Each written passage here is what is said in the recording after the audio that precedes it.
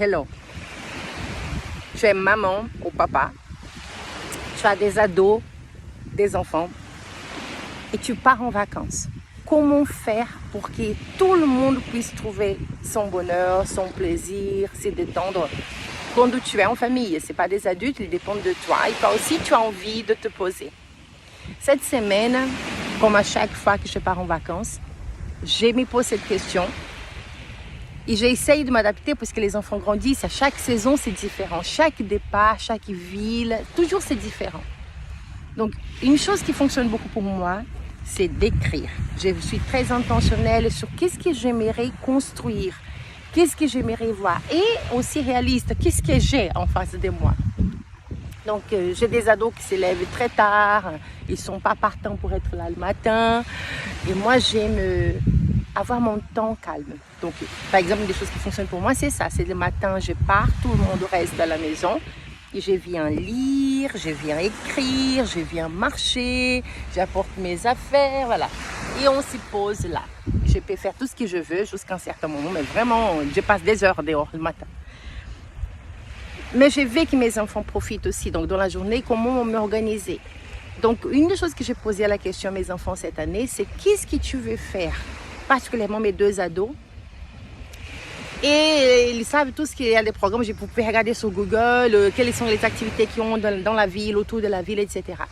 Donc, je vous partage une expérience qui m'a profondément marquée parce que puisque je suis dans une ville ou à la mer, moi, je pensais que l'activité que je choisis serait autour de ça.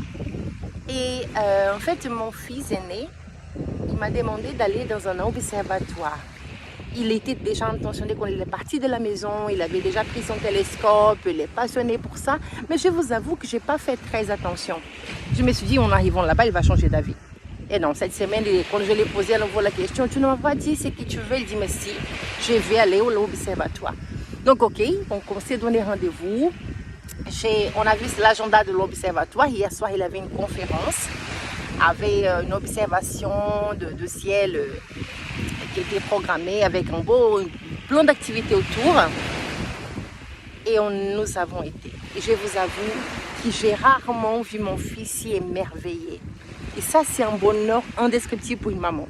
J'aurais pu dire que j'étais émerveillée par la lune, par les étoiles, j'ai vu ça tourne. Il y a plein de belles choses, plein de choses que je n'ai pas compris, parce que ce n'est pas un sujet sur lequel je suis à fond, mais c'était une des photos qu'elle a montrées, prise récemment par un télescope envoyé sur l'espace. C'est juste sur les fonds d'écran de téléphone de mon fils, quoi. Et quand il m'a montré ça, j'ai vu à quel point il est vraiment passionné et que moi, je ne réalisais même pas.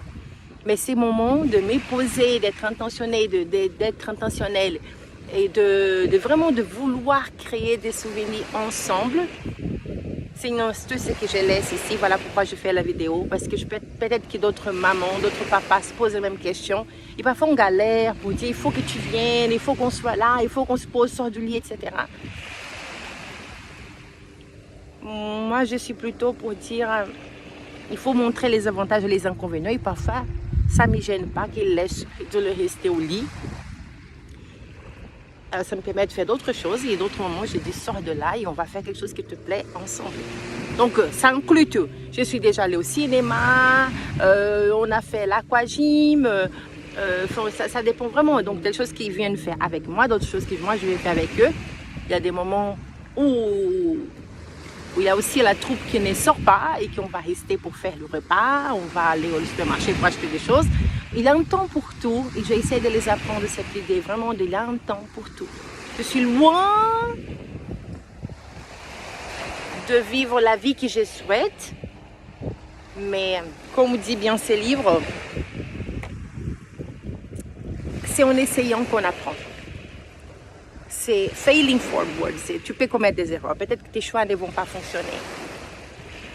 Mais il est préférable d'essayer que de rester là, dans ton habitude, dans ton train-train, sans vouloir bouger. Et je sais que certaines personnalités ont du mal à changer, mais il y a une croissance en dehors de notre zone de confort. Ça vaut la peine. Belle journée.